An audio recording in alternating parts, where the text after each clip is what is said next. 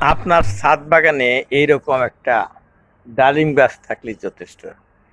ছাদ বাগানে এমন এমন গাছ লাগাবেন যে সারা বছরই সেটা ধরে, যেমন এই ডালিম, এটা কিন্তু সারা বছরই ধরে। দেখেন, আমি দেখাচ্ছি। এই দেখেন, আমার এই যে একটা হাফ ড্রামে একটা ডালিম গাছ লাগাইছি। এটা কিন্তু এটা 14 সনে লাগাইছি। এইবার তো হলো 2025 সন।